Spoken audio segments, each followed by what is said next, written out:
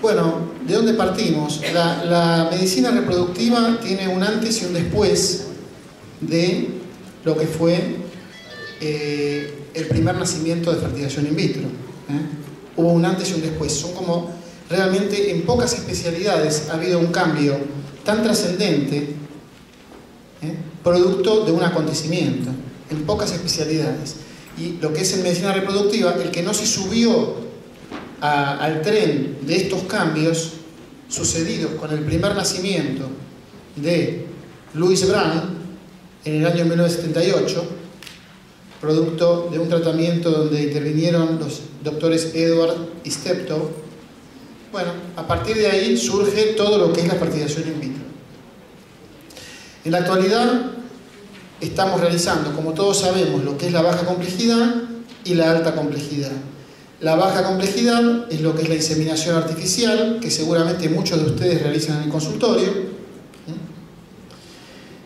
y básicamente que consiste en lo que es la colocación de espermatozoides previamente capacitados, son espermatozoides seleccionados con técnicas que lo que logran es elegir los espermatozoides más rápidos, los de mejor calidad, y se colocan a través de una cánula de inseminación dentro del útero con el fin de lograr un embarazo. Y lo que es la alta complejidad, tenemos distintas alternativas, lo que es principalmente hoy la fertilización in vitro convencional y lo que es el ICSI, y otras técnicas que ahora vamos a nombrar en este momento. Entonces, en alta complejidad, hoy se habla de la fertilización in vitro convencional, que consiste, se acuerdan, en la extracción de los óvulos, la inseminación de esos óvulos con espermatozoides, y lo que es el ICSI, que es no ya colocar encima de cada óvulo espermatozoides como la fertilización in vitro, sino que inyectarlo directamente con una aguja, se le inyecta al óvulo un espermatozoide. Eso es el ICSI. Acá tenemos una fotito. Son las dos técnicas que se están realizando en este momento. Ambas técnicas, ya sea la fertilización in vitro o el ICSI, consisten en, primero, lo que es una estimulación de ovulación con altas dosis de hormonas en general. Ahora se está usando un poco menos, pero tenemos que tener en cuenta que se utilizan dosis para que la mujer produzca una cantidad interesante de óvulos, una cantidad que sea de alguna manera lógica para un tratamiento de estas características. Entonces hay que hacer siempre monitoreo folicular, varios controles de sangre y de ecografía para ir viendo cómo van creciendo esos folículos. Aquí se ve cómo se hace la extracción de los óvulos. Fíjense, se adapta al ecógrafo una guía que tiene una aguja, y la aguja sigue la línea que marca el ecógrafo. Entonces la aguja se mete dentro del folículo y se aspira ese folículo. Dentro de ese folículo están los óvulos. Esto es una foto para ver cómo se trabaja, cómo el médico está aspirando los folículos. Acá está la enfermera que aspira, que puede ser con una jeringa o con una bomba de aspiración, y los líquidos van a un tubo que son evaluados por el biólogo en el laboratorio. Esta es la recolección de los líquidos y la evaluación de cada uno de los folículos en busca de los óvulos. Tenemos distintos tipos de óvulos. El óvulo maduro que está listo para ser fertilizado es el metafase 2. Pueden salir 2 óvulos, 10 óvulos, 20 óvulos, 25 óvulos, depende de la edad de la mujer. Y en ese momento se obtiene una muestra por eyaculado, por masturbación, con una abstinencia de 2 a 3 días. También pueden encontrarse espermatozoides por punción epididimaria, en caso de azoospermia obstructiva, o también se realiza biopsia testicular cuando hay una azoospermia no obstructiva. O sea que hay fuentes, a veces que no hay espermatozoides en la eyaculación, y se obtienen de la biopsia testicular. Esta es una muestra para ver en una muestra de semen Fíjense que hay espermatozoides, pero también está lleno de células de distinto tipo. Están los espermatozoides. Luego se hace la unión, entonces, como dijimos recién. Esta es una muestra ya después del SWIMAP, después de la preparación del semen. Fíjense que acá no hay células y todos los espermatozoides están capacitados, son espermatozoides móviles, muy activos, listos para fecundar. Estos son los embriones que se forman 2 o 3 días después. Fíjense, estos son a las 48 horas, a las 72 horas, que tienen 8 células, o 6, y al 5.º día, este es un blastocisto. En cualquiera de estas instancias se realiza la transferencia de embriones. Esto es el ICSI. Se acuerdan que el ICSI es una técnica que es posterior a la fertilización in vitro convencional, que consiste en inyectar cada óvulo con un espermatozoide. Fíjense, esta es una aguja, cómo acá está el espermatozoide, cómo se lo toma, de la cola se lo toma, y se lo mete dentro de la aguja. Acá está de vuelta, acá hay un espermatozoide.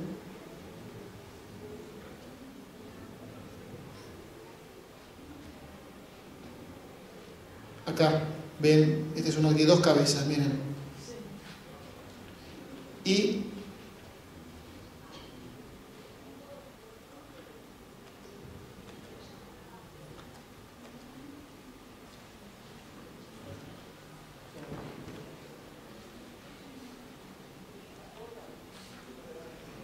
Y entonces vemos acá el óvulo, como se lo sostiene con una pipeta que lo aspira, lo tiene con presión negativa, y con la aguja se inyecta el espermatozoide dentro. Esto se llama ICSI. ¿Cómo se coloca? Se hace un orificio. Esto no daña el óvulo. Fíjense cómo se inyecta el espermatozoide y va, se lo deja dentro del óvulo, se retira la aguja y no genera daño en ese óvulo. Luego viene una transferencia embrionaria, la colocación de los embriones dentro del útero. Aquí se ve el endometrio trilaminar. La cánula ingresa por el cuello y se deposita cerca del fondo, y entonces se colocan los embriones. Acá se ve el momento de la transferencia, donde está la pareja, la mujer y su pareja, cómo se le muestran los embriones en un televisor, y luego en otro televisor se ve cómo la cánula con control ecográfico abdominal, a través de la vagina se colocan los embriones. Acá está la jeringa con los embriones, y se va viendo cómo la cánula va ingresando dentro del útero y se depositan los embriones dentro. También se puede realizar la transferencia tubaria, transferencia en las trompas. Hoy en día está bastante en desuso, son muy pocas indicaciones para este procedimiento, porque hay que hacer una laparoscopía y porque aparentemente no mejora las chances. O sea, entre colocar dentro de las trompas y colocar a través del cuello del útero, no hay mejores chances con ninguno de los dos procedimientos. Entonces queda solamente para casos especiales, donde el cuello es un cuello muy difícil de traspasar, o a veces en fallas reiteradas. Otra de las técnicas que utilizamos, además de la fertilización in vitro convencional y el ICSI, es la donación de óvulos. Es un procedimiento que tiene altísima chance de embarazo, 47 a 50%, con baja tasa de aborto, y la probabilidad de trastorno genético es igual a la población joven. Y esto es lo que uno ve cuando hay mujeres de 45, 50, inclusive en otros países de 60 años que logran el embarazo. La utilización de un óvulo de una mujer joven que es fecundado por espermatozoides de la pareja de esa mujer o de banco, y esos embriones se transfieren en esa mujer. Esto ha aumentado muchísimo en los últimos años debido a lo que es a la postergación del embarazo que ha hecho la mujer.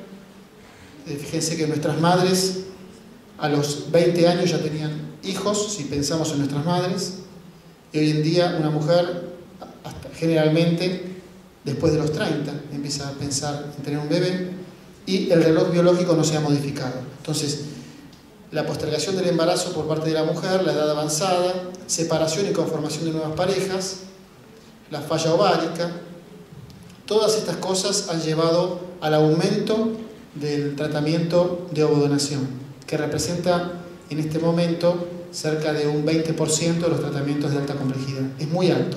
Lo que pasa es que es un tratamiento que no se divulga demasiado. La gente que lo hace no lo comenta. Entonces uno cree que lo hace muy poca gente, y en realidad muchos amigos de ustedes que han hecho este tratamiento después le dicen a ustedes o a sus familiares que hicieron otra cosa. ¿Se entiende? Pero es muy común este tratamiento en este momento. Dentro de lo que es la fertilización in vitro y el ICSI se están realizando algunas técnicas que se agregan a estos tratamientos para mejorar, por ejemplo, ya sea la posibilidad de elegir los espermatozoides que voy a usar, o ya sea para mejorar la posibilidad de implantación de ese embrión. Es así como tenemos que en factores masculinos muy severos, donde hay un trastorno de la morfología muy importante, con un Kruger muy alterado,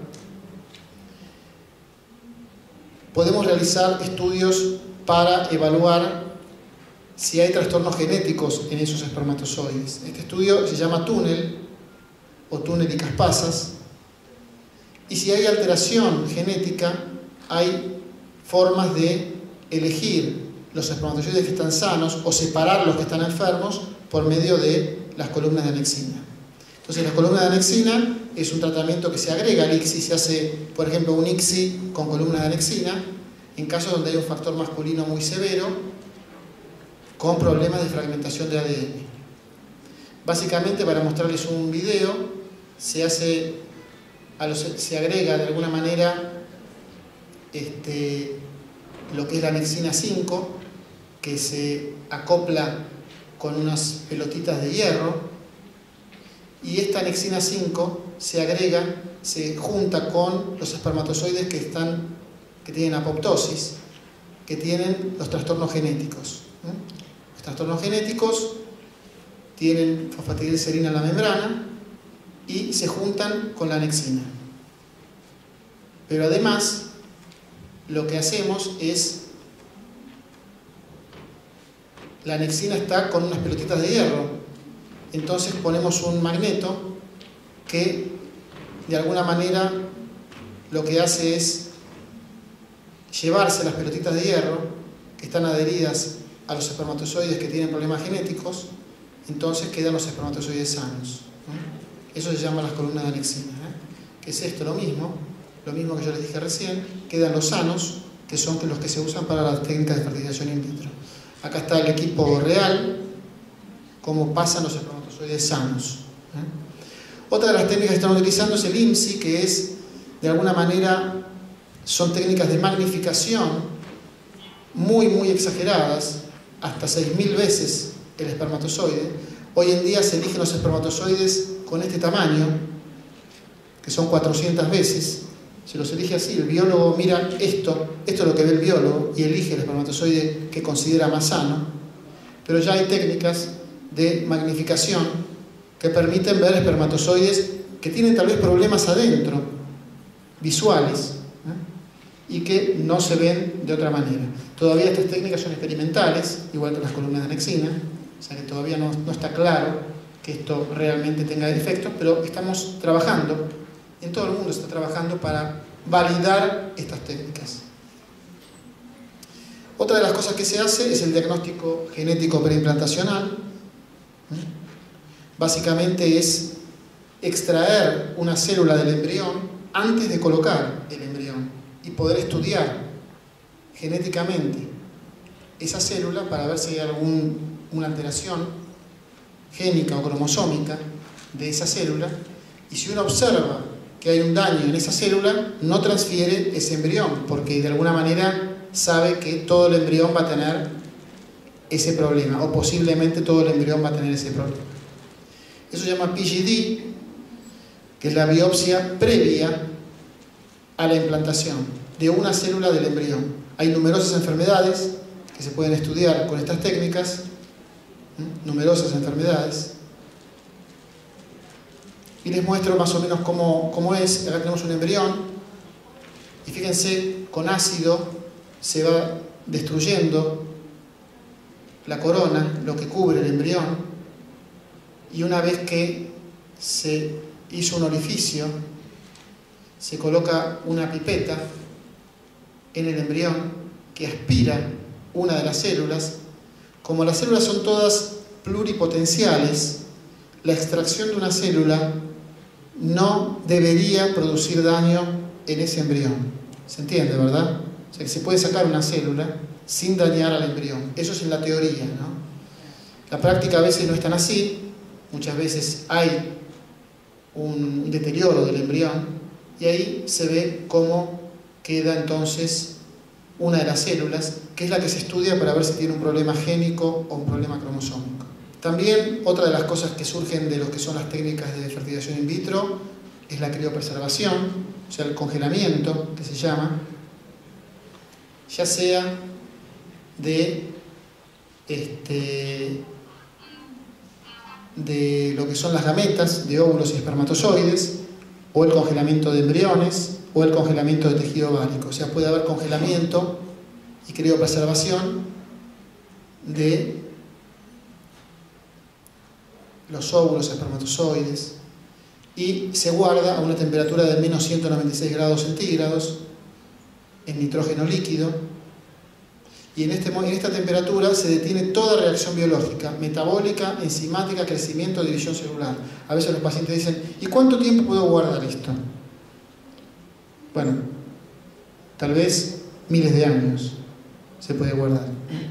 Por ahora ya hay nacimientos de embriones congelados de 15 años y aparentemente el congelamiento de 15 años es similar al congelamiento de 2 días.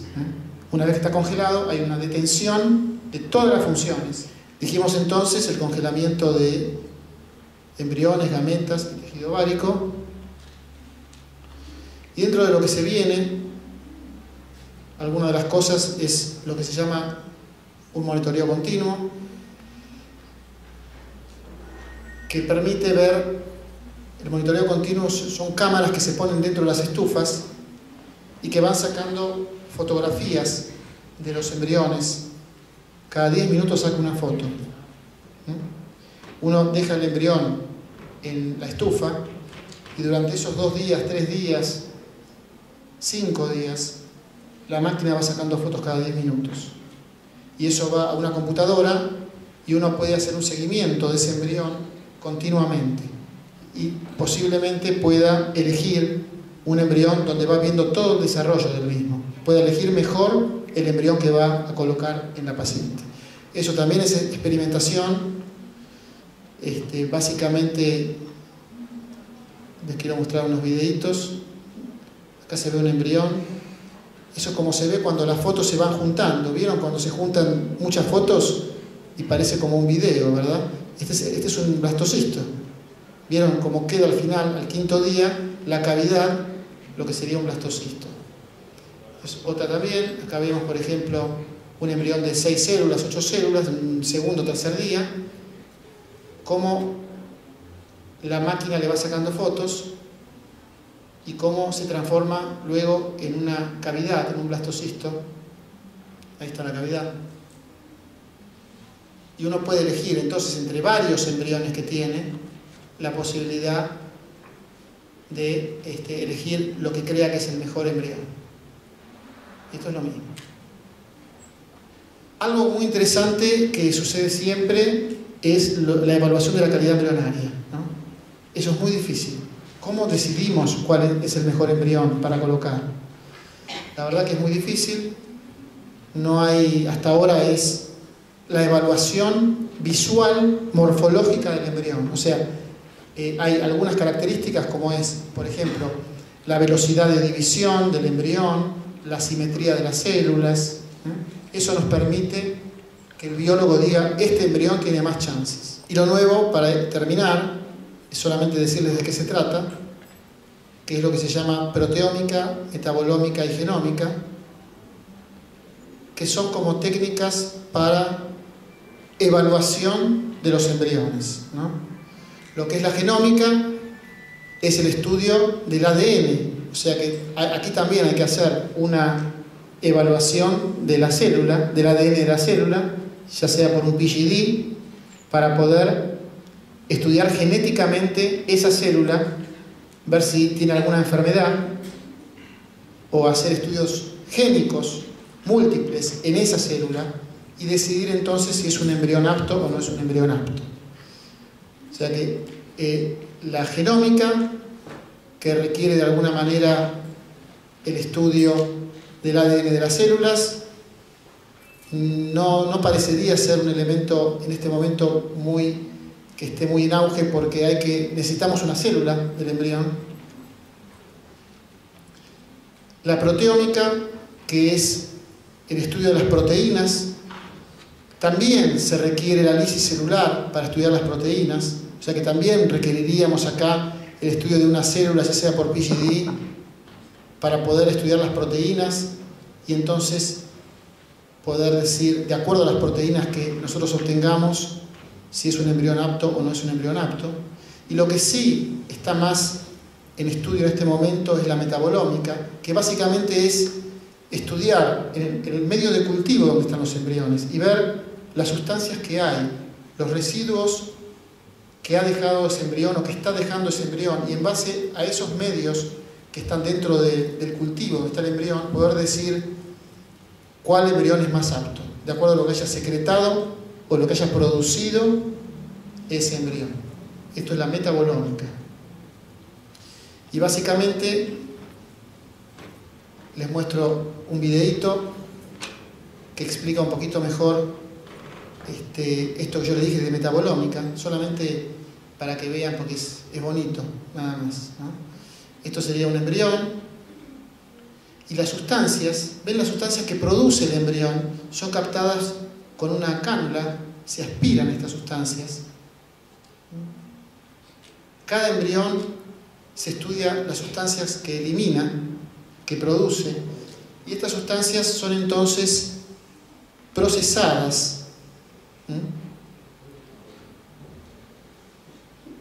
Son entonces procesadas. Les aclaro que no hay en Argentina todavía esto, es algo, no es mi intención que vean la marca, pero lo quise traer porque es interesante. Se hace espectrofotometría, o sea que se estudian esas sustancias, estudian la glucosa, el piruvato, las sales, los minerales que hay en esa sustancia, y entonces uno puede de alguna manera evaluar con curvas. Se hace un score de esa sustancia, se ha estudiado esto en muchos embriones, y uno puede decir que tal embrión tiene un score con mayores chances de lograr el embarazo. Se hacen las curvas de las distintas sustancias, se sabe que tal curva es mejor, tiene más chances de implantación que la otra en tal sustancia, y entonces uno puede sacar un score que dice que tal embrión tiene mayores chances de embarazo. Ese es el estudio de la metabolómica que se está en este momento trabajando muchísimo, y uno puede elegir, sin tocar el embrión, sin dañar el embrión, tal vez en el futuro uno pueda elegir el embrión más apto para transferir. Este fue Edwards, que fue el creador de la fertilización in vitro y premio Nobel de Medicina de hace 2 años, que debe tener 95 años en este momento. Decirles que además de lo que es, creo que es la última, además de lo que es la medicina reproductiva, que se está trabajando muchísimo, en todo lo que es la búsqueda de un bebé, también la medicina reproductiva se va como adaptando en lo que son los cambios sociales que suceden en nuestra sociedad y en todo el mundo. Es así como tenemos entonces, estas son fotos así entretenidas para terminar, los distintos tipos de familias que existen hoy en día. Bueno, el producto de los tratamientos, y esto también es producto de los tratamientos, esto también,